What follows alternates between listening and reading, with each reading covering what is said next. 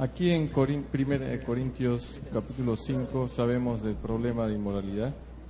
Allí el apóstol Pablo dice, el tal sea entregado a Satanás para destrucción de la carne, a fin de que el espíritu sea salvo en el día del Señor Jesús. ¿Podríamos explicarle un poquito más al respecto? ¿Qué es lo que quiere decir el apóstol Pablo? 5. 1 Corintios 5, 5. Sí. Bueno, la disciplina en la iglesia es muy importante. El problema es que en el día de hoy mayormente no se practica en las iglesias, o si se practica no bíblicamente. El propósito de la disciplina no es castigar al pecador. Nunca. El propósito de la disciplina es restaurar al pecador. Por ejemplo, en la sierra, hermano Comenares estaba contándome una vez que en la sierra un hombre cayó, tomó un poco de licor, nada más, no era un escándalo ni nada. Entonces, y se arrepintió, pero tenía que pasar 6 meses en la iglesia. Durante cada culto tenía que pararse detrás del predicador así, como un hombre crucificado. Era su disciplina. Mira, hermanos, la disciplina, por ejemplo, una persona nunca debe ser disciplinado por causa de una borrachera. Una persona nunca debe ser disciplinado porque ha cometido adulterio. Una persona no debe ser disciplinado porque ha bailado como Marcos Witt. Quizás debe ser disciplinado. No sé.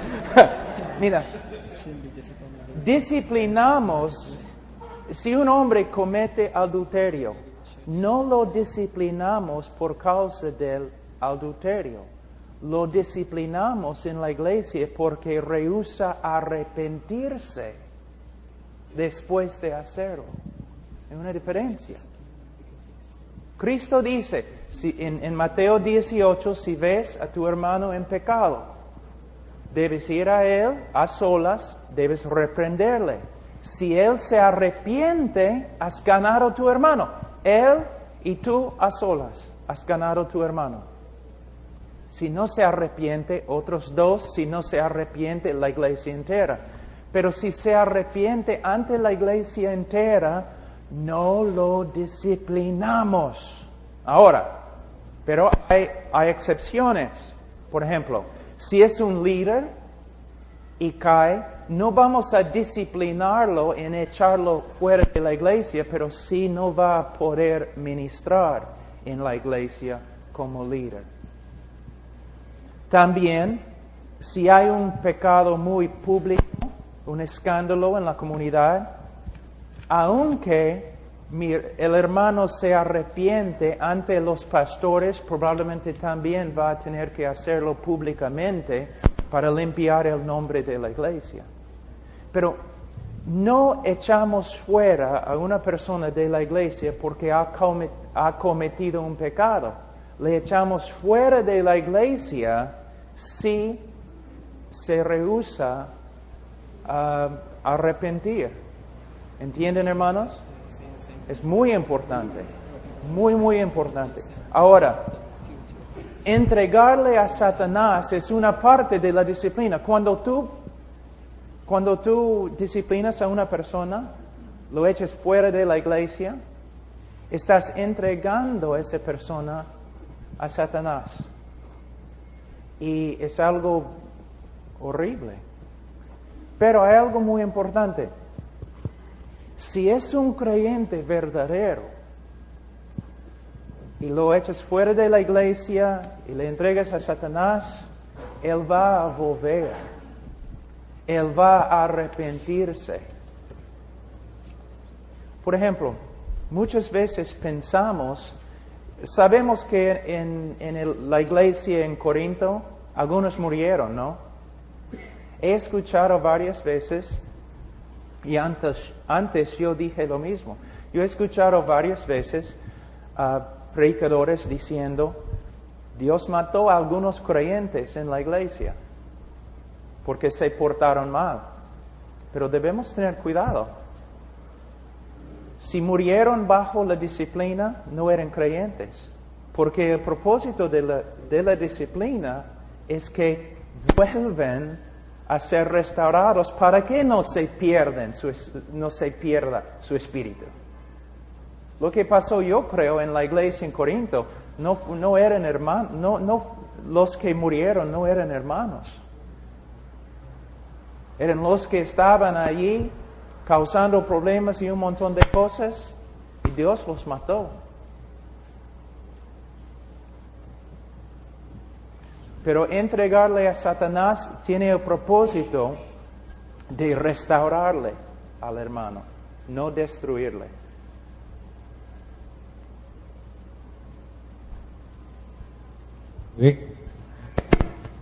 Pastor, reflexionando un poco, si decimos que solo tenemos una naturaleza, la nueva naturaleza que Cristo nos ha dado, ¿no es cierto? Pero que aún tenemos el cuerpo, que es donde el pecado actúa.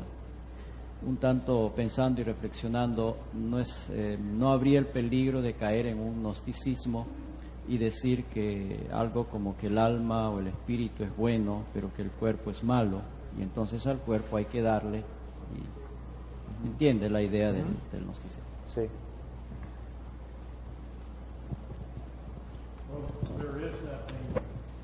Bueno, sí hay ese peligro. And we must always remember that the Bible says that there's nothing sinful about the body itself. Pero debemos acordarnos que la Biblia dice que no hay nada pecaminoso del cuerpo por sí mismo. For example, in 1 Corinthians 6, Por ejemplo, en 1 Corintios 6, verse 13, versículo 13, the last part of the verse, la última parte del versículo. the body is not for immorality, but for the Lord. Pero el cuerpo no es para la fornicación, sino para el Señor. And the Lord is for the body. Y el Señor es para el cuerpo. So Paul says the Lord is for the body is for the Lord. Entonces Pablo dice, el Señor es para el cuerpo es para el Señor. There's nothing sinful about the body itself. No hay nada pecaminoso del cuerpo. And when God raises us from the dead, we will still have a body. Y cuando el Señor nos levante de los muertos, y vamos a tener un cuerpo. But then we have to look at other verses, Pero tenemos que ver también a otros versículos, because the Bible says that sin tries to reign in our mortal body. porque la palabra dice que el pecado trata de reinar en nuestros cuerpos mortales. And when it talks about the flesh, it's talking about something that has to do with our mortal body. Y cuando habla de la carne, está hablando de algo que tiene que ver con nuestros cuerpos mortales. Now let me give you some verses, and you can just think about these. Ahora, déjame darles unos versículos y pueden pensar sobre estos versículos. Usually we read these without really thinking about what Paul is saying. Muchas veces leemos estos versículos sin pensar de lo que Pablo está diciendo. Romans 6 and verse 12. Romanos 6, versículo 12. Therefore do not let sin reign in your mortal body. No reine pues el pecado en vuestro cuerpo mortal. What is your mortal body? ¿Cuál es tu cuerpo mortal? It's just Es esta cosa, your body. nuestro cuerpo. Now, the next verse. El siguiente versículo. Do not go on presenting the members of your body to sin. Ni tampoco presentéis vuestros miembros al pecado como instrumentos de iniquidad. That's your hands, your eyes, your mouth, your brain. Esto es nuestro cerebro, nuestras manos. You cannot sin without using your body. No puedes pecar sin usar tu cuerpo. You can't even think bad things without using your brain. Ni siquiera puedes pensar malos pensamientos sin usar tu cerebro. And many times the Bible talks about parts of the body. Y muchas veces la Biblia habla sobre las partes del cuerpo. The tongue is a little member in the body, La lengua es un miembro pequeño, chiquito en el cuerpo, for example. por ejemplo. And many other verses like this. Hay otros versículos así. Their feet are swift to shed blood. sus pies son rápidos, The poison of snakes. como dicen en Romanos. El veneno de áspides está en sus lenguas. So Paul says, don't present your members to sin. Entonces Pablo dice, no presentes tus miembros para pecado, Your eyes, your mouth, your hands. tus ojos, tu boca, tus manos. Now let me give you another example. Ahora déjame darles otro ejemplo. Romans chapter 8. Romanos capítulo 8, And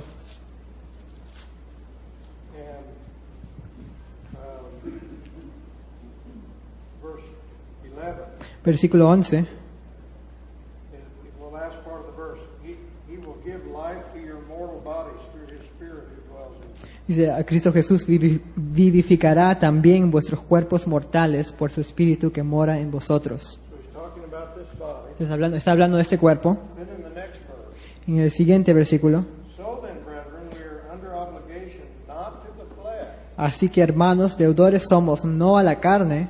Well, this has to do with our body. The flesh has to do with our body. Entonces la carne tiene que ver con nuestro cuerpo. And then verse 13, Y versículo 13, if you are living according to the flesh, you will die. porque si vivís conforme a la carne, moriréis. But if by the Spirit you are putting to death the deeds of the body. Mas si por el Espíritu hacéis morir las obras de la carne, viviréis. Now, he calls sin a deed of the body. Ahora llama al pecado una obra de la carne. Well, we know that it's not just our physical body that's sinning.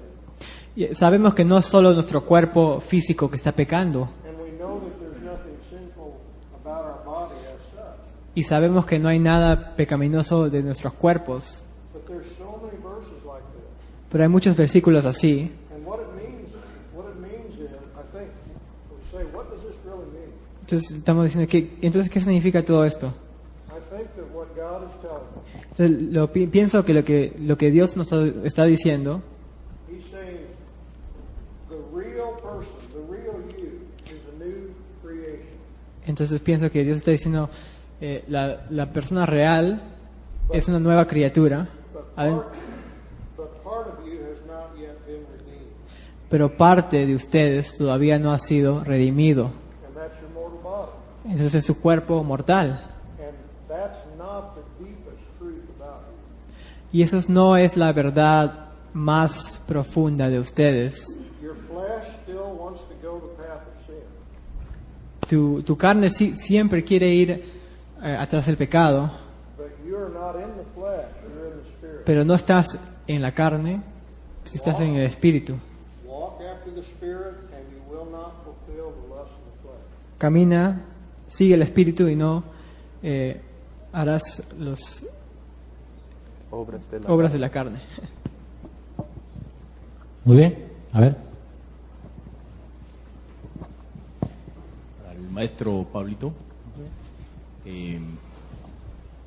unas sugerencias en cuanto a qué hacer con la membresía de nuestras iglesias, porque qué forma de seleccionar o renovar o de controlar los miembros, porque hay muchos que hicieron su conversión, se bautizaron, diezman, son miembros, pero su vida deja mucho que desear, no camina como quisiéramos, y sobre todo en las reuniones para acordar, en las sesiones, son problemáticos, ¿no es cierto? ¿No?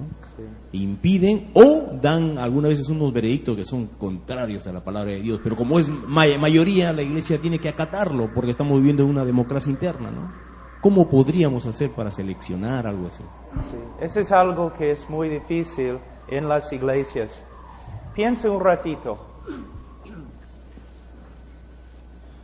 Muchas veces en una iglesia hay un como remanente de personas que quieren seguir la verdad de la palabra de Dios y están dispuestos a hacer todo lo que el pastor les puede enseñar en la Escritura.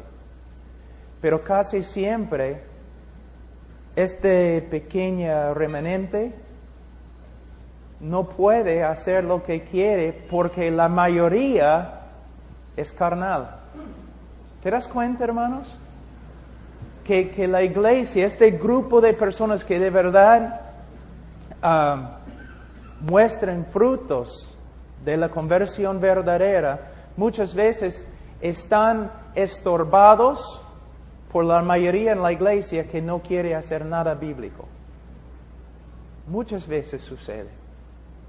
Y esta es la razón por la cual tenemos que corregir el Evangelio y corregir nuestra manera de dar seguridad a los que confiesen a Cristo como Señor y Salvador.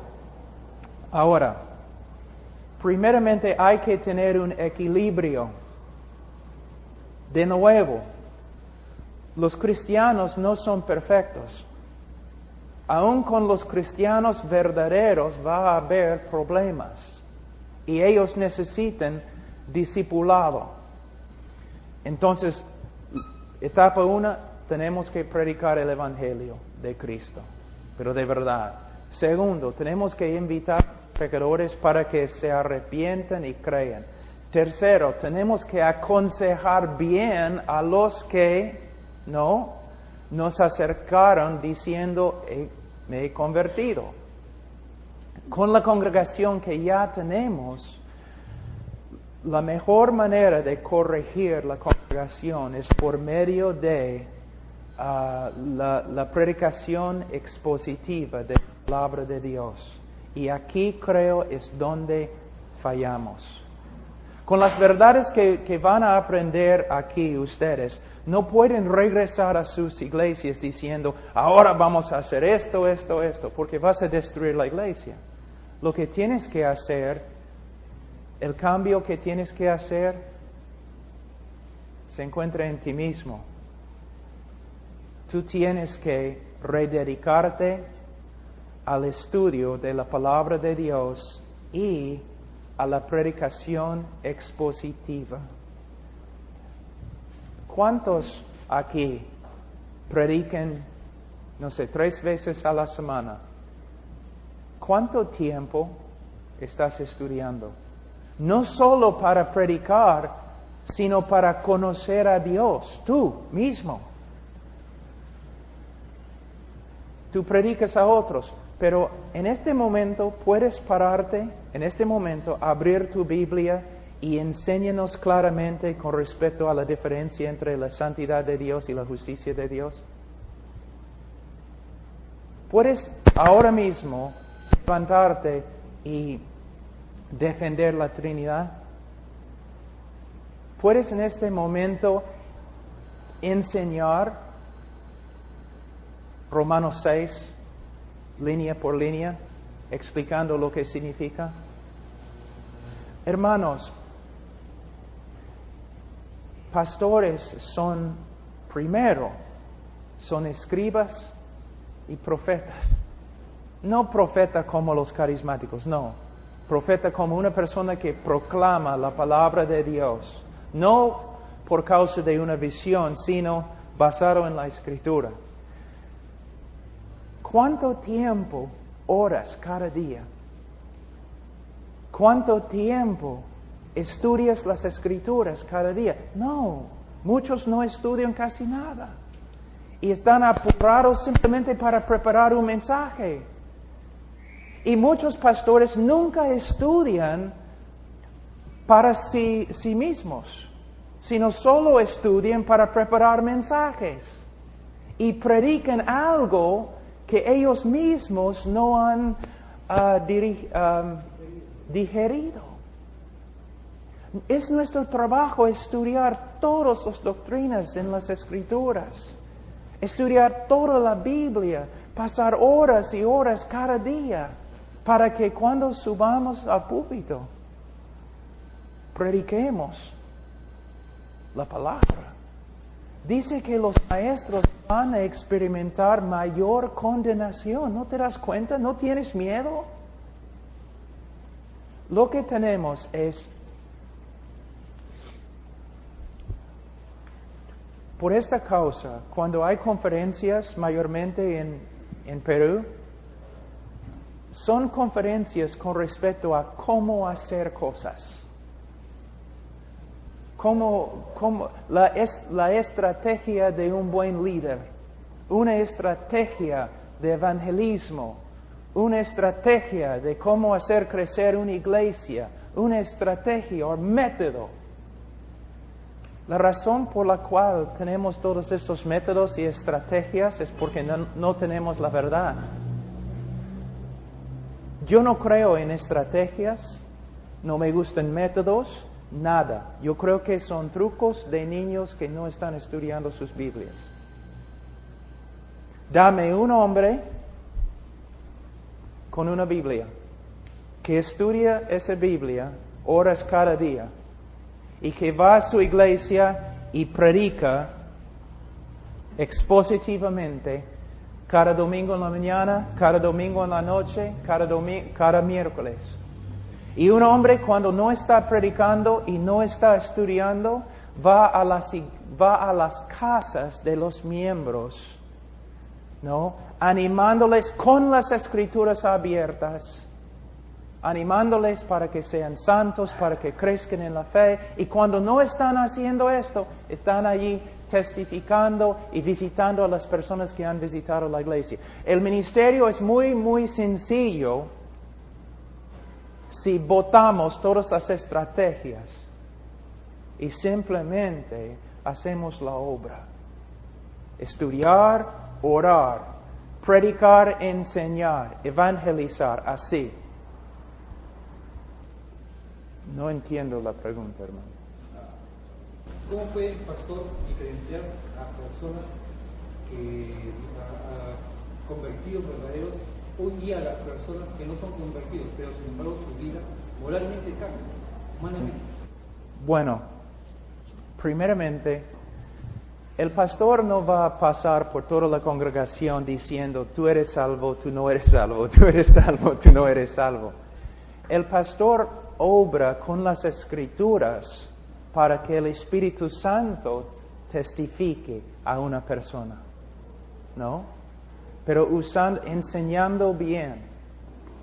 Ahora, eso es muy importante entender. Nosotros somos predicadores de la palabra de Dios. Y no es una inquisición. Solamente vamos a...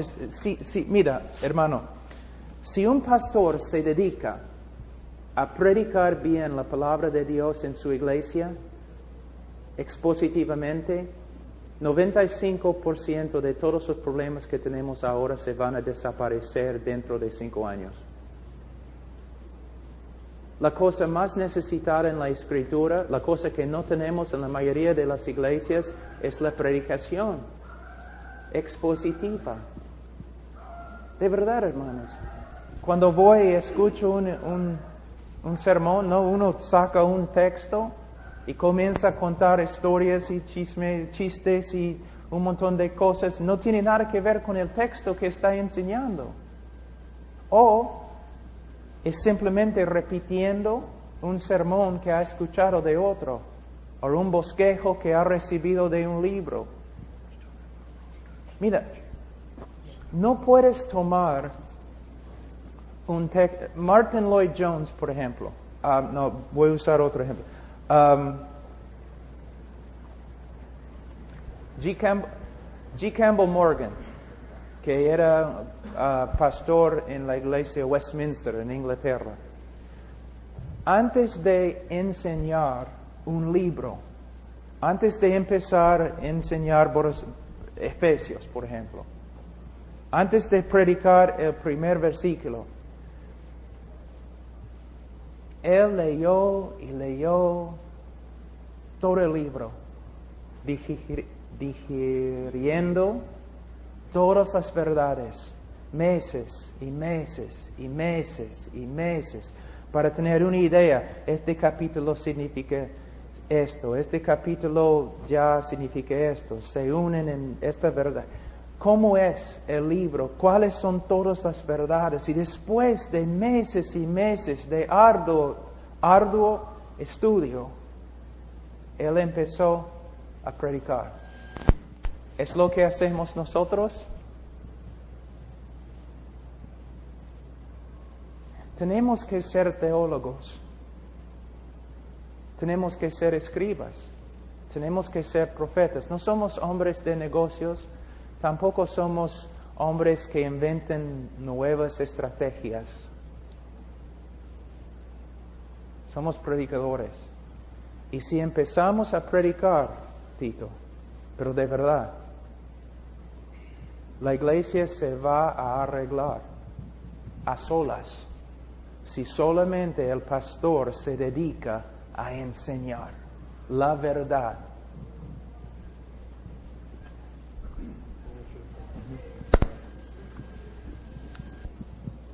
One thing that is a help to me Una cosa que me ha ayudado is to realize that sometimes a person can look very weak, es entender que a veces una persona se puede ver muy débil and as time goes on, they prove to be a true Christian. y cuando el tiempo pasa prueban a ser un cristiano verdadero. Other times a person looks very strong, A veces una persona se ve muy fuerte and as time goes on, they fall away. y cuando pasa el tiempo se caen. So you remember what the Bible says about the Lord Jesus. Y acuérdense de lo que la palabra dice sobre el Señor Jesús. The bruised reed he does not break, La la caña que débil no se quebranta. la caña de él no se quebranta. and the smoking flax he doesn't quench. No sé cómo- sí.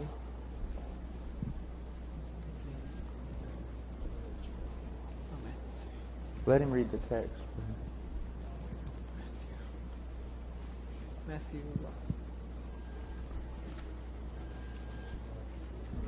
12. I think so. Isn't it?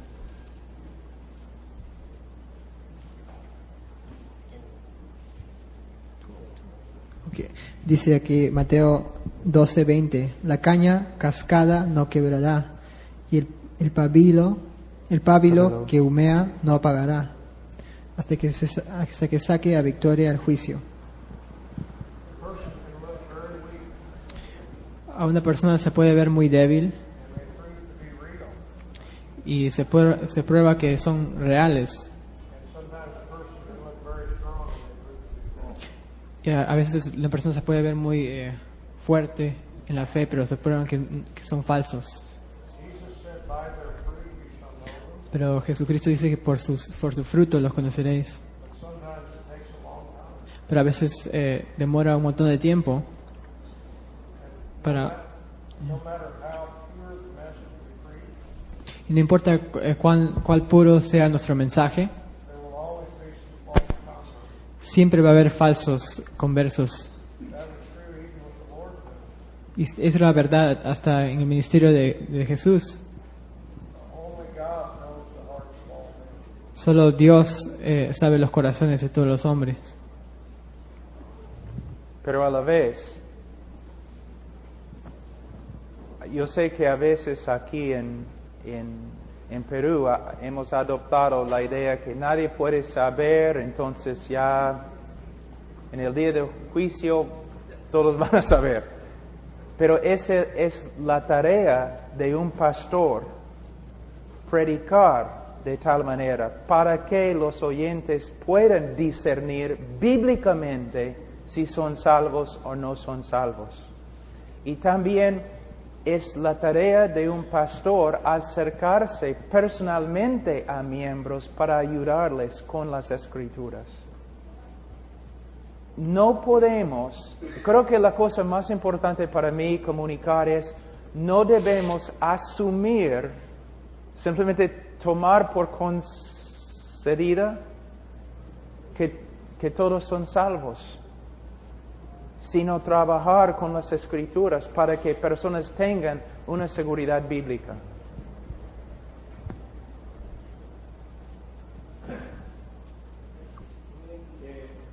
Creo que ya estamos con el tiempo.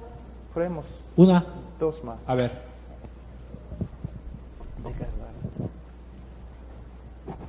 Pastor, el día de ayer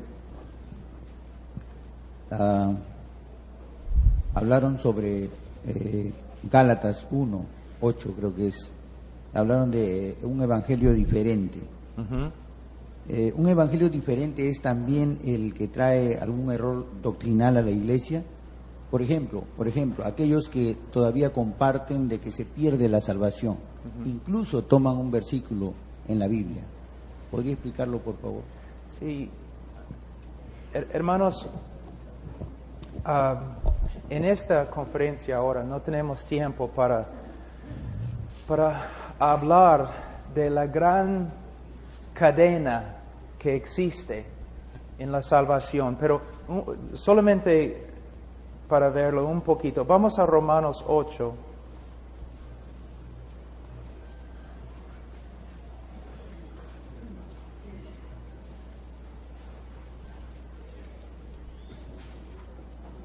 En Romanos 8, 28, y sabemos que a los que aman a Dios, todas las cosas les ayudan a bien, esto es, a los que conforme a su propósito son llamados, porque a los que antes conoció también los predestinó para que fuesen hechos conformes a la imagen de su Hijo, para que Él sea el primogénito entre muchos hermanos. Y a los que predestinó, a estos también llamó, y a los que llamó, a estos también justificó, y a los que justificó, estos también glorificó. Pues, ¿qué pues diremos? Si Dios es por nosotros, ¿quién contra nosotros? Todos los que fueron predestinados fueron justificados. Y todos los que fueron justificados, todos que fueron justificados, fueron al final glorificados. Es la cadena de oro que decimos en la teología. Dios, como Cristo ha enseñado, no va a perder ninguna de sus ovejas, ninguna. Las personas que enseñan doctrinas y causan división con sus enseñanzas, si después de recibir una admonición o dos admoniciones, estas personas deben ser disciplinadas. Mira, si una persona entra en la iglesia y se acerca a mí diciendo, pastor, ¿puedo hablar contigo en privado?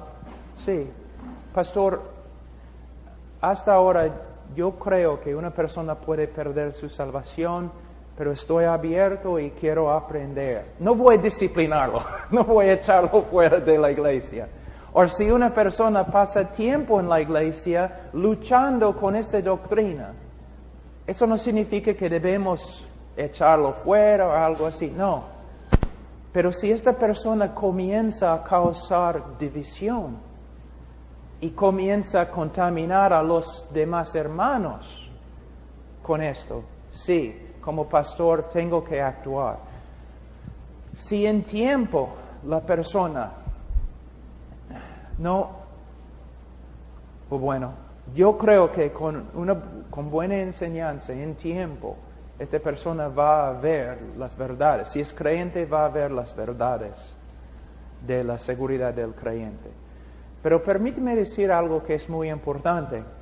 Una de las razones por las cuales personas piensan que la salvación se pierde es por causa de los bautistas. ¿Te das cuenta?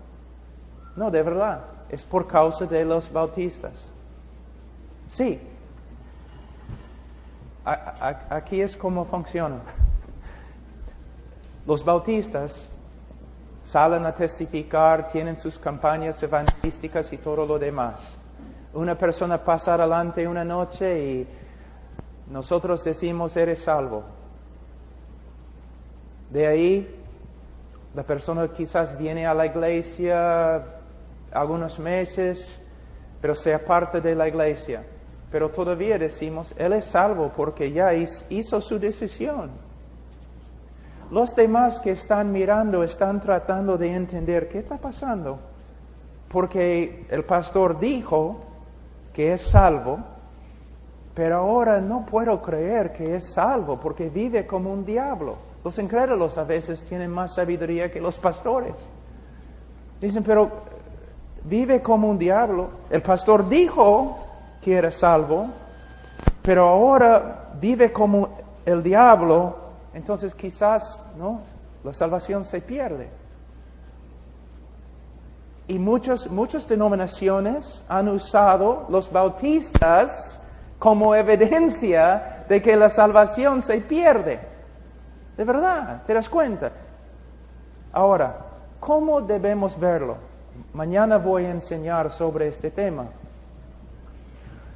Una persona que no confiesa a Cristo como Señor y Salvador. Una noche en la iglesia, una persona, se para y dice, esta noche me convertí. Nosotros decimos, gloria a Dios, pero el pastor comienza a aconsejarlo. Pero vamos a decir que esta persona comienza a caminar en la iglesia, servir en la iglesia. Después de 2 años está dirigiendo la música, un montón de cosas. Está sirviendo muy bien. Pero después de un poco más de tiempo, comienza a apartarse. Comienza a enfriarse. El pastor va y dice, hermano, estás enfriándote, estás apartándote, arrepiéntete. Y la persona no escucha. Y la persona sigue apartándose, entra de nuevo en el mundo, vive como un mundano. ¿Qué debemos decir? ¿Ha perdido la salvación? No. ¿Todavía es salvo? No. Entonces, ¿cuál es la respuesta? Nunca fue salvo. El hecho que se ha apartado de la fe es la evidencia que su profesión era falsa desde el comienzo. Y tú dices, pero pastor, estaba dirigiendo la música. ¿Y qué? Eso no significa nada. Pero estaba haciendo un montón de cosas. ¿Y qué?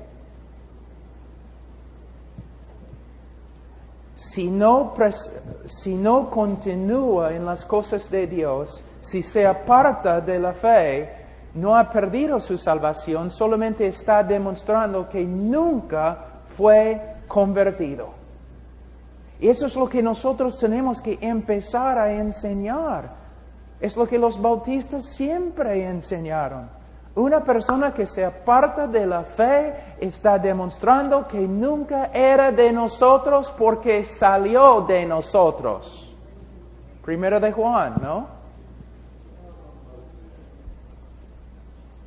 Así es. Muy bien. Hermano. Bueno, una cosa que es muy importante, primeramente tenemos que determinar la hermenéutica propia de una parábola. Una parábola tiene un propósito principal de enseñar una sola verdad. No debemos tratar de sacar una verdad de cada cosa en la parábola. La parábola principal, el propósito principal en el hijo pródigo no es, la persona principal en esta parábola no es el hijo pródigo. Tampoco es el padre.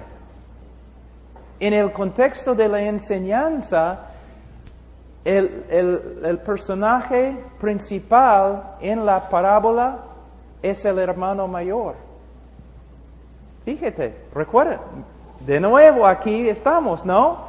Vamos a enseñar un texto como queremos, pero Jesús está hablando, las personas más pecadores están acercándose a Cristo. Los fariseos están allí quejándose. No es correcto que estos malos que han hecho tantas cosas van a venir al Mesías y Mesías va a aceptarlos.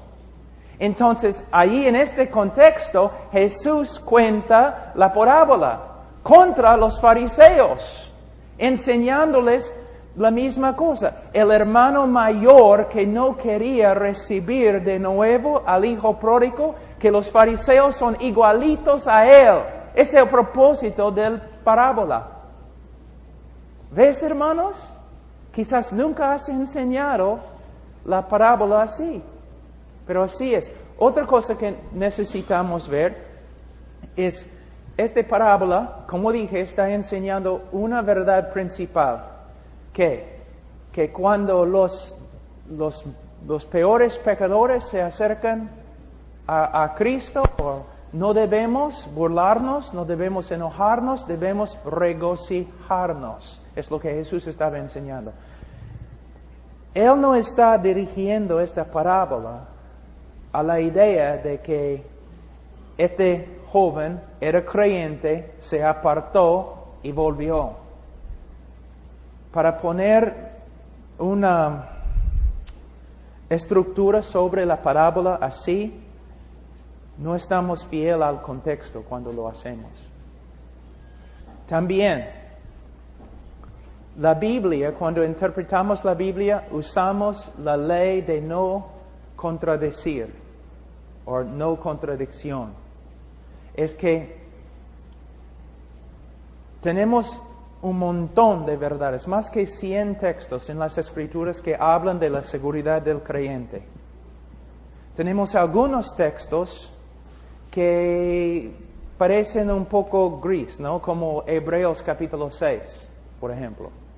Tenemos que tomar una decisión. Vamos a interpretar 100 textos claros con respecto a la seguridad del creyente a la luz de 3 o 4 textos grises. No. Interpretamos los versículos no muy claros a través de los textos muy claros, porque la Biblia no se contradice. Es lo mismo con el hijo pródigo. Uno que entiende lo demás de la Escritura nunca va a interpretar el hijo pródigo así. Okay. Bien. ¿No más? ¿Pastor? A ver, ahí el puesto de...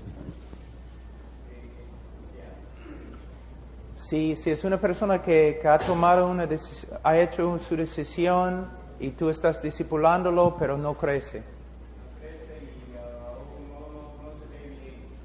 Sí. Bueno, hay algunas cosas que, de nuevo, hermanos, hablamos mucho en el día de hoy de discipulado personal.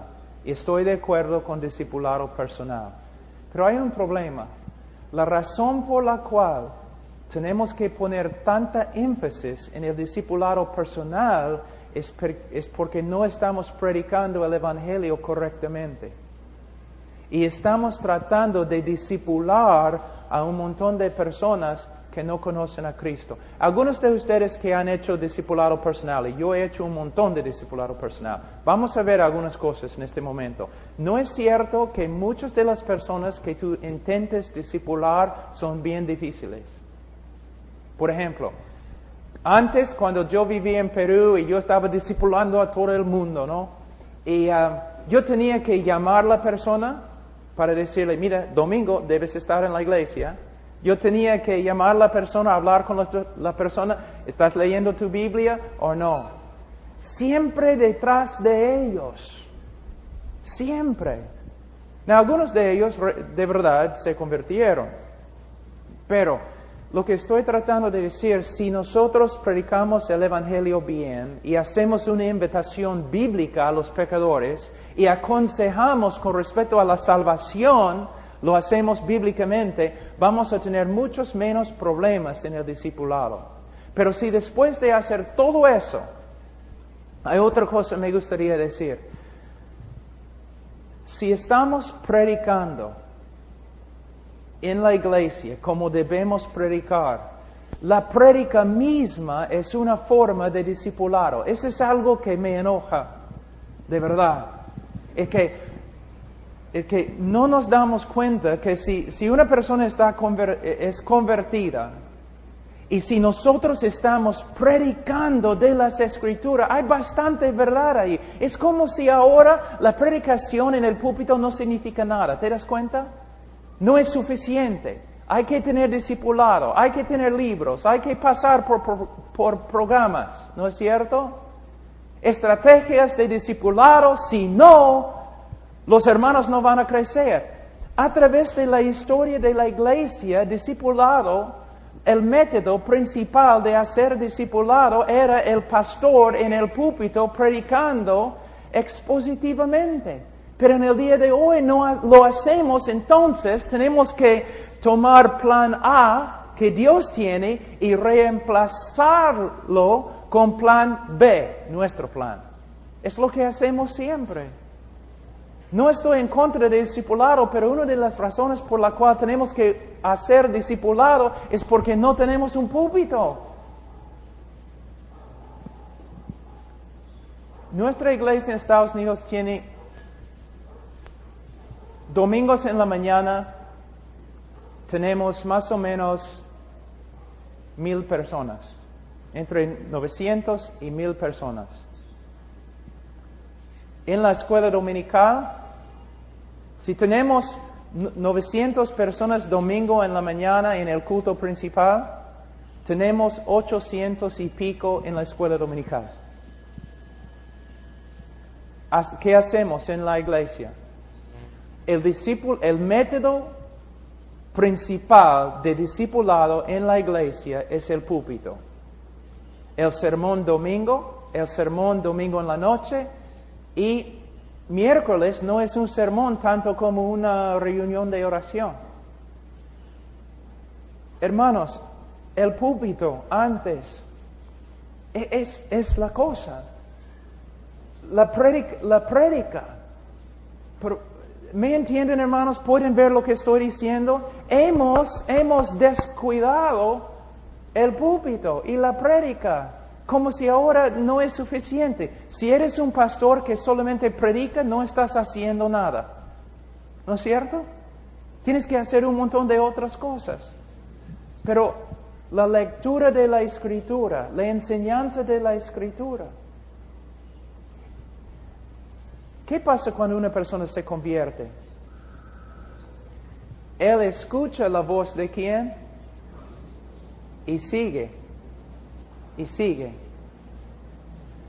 Una vez has escuchado personas diciendo, mira, tenemos tantas personas saliendo de la iglesia, tantas personas están saliendo de nuestra iglesia que entrando en nuestra iglesia. Es porque no estamos haciendo discipulado, ¿no es cierto?